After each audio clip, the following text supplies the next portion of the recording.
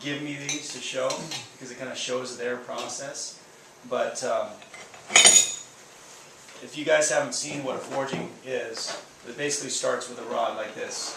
It's 1025 carbon steel. And I'm actually missing the next piece, which is basically the first, where they just bend it. They bend it into almost the lie angle of the iron.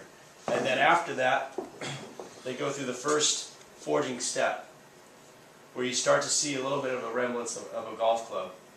And most forgings are 3 or 4 steps, if it's a nice forging, to get to that final shape.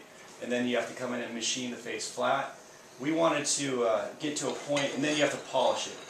And we wanted to get to a point where we didn't have to polish the golf club very much, because what happens is all those radiuses around the golf club, when it's hand polished, they vary quite a bit.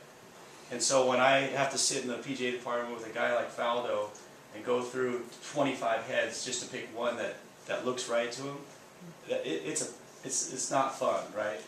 And for us as club makers, it's not good enough.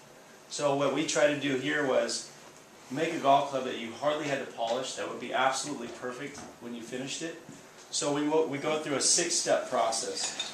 So each forged tool gets it closer and closer to the final shape.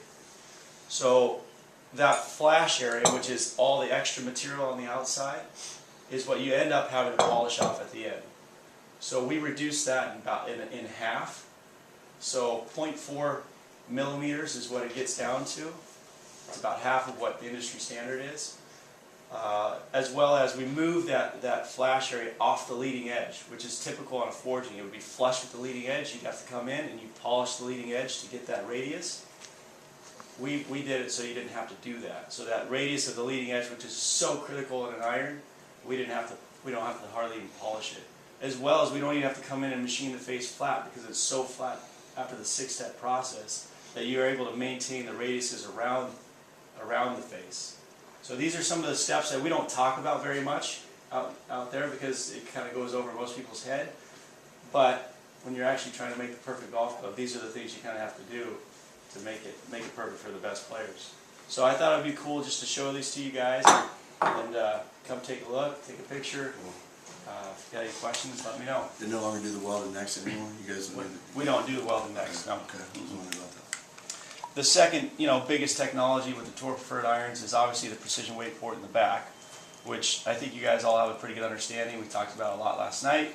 But just swing weighting, not weighting it in the hosel to where you move the center of gravity, actually getting that weight right where the center face is. So no matter what weight you need, you're not altering the performance like we designed it. So we're really excited about it. Obviously, next couple weeks we're finally going to get a bunch out, and on tour it's been a home run. So feel free to give them a shot out there. Corey, I think you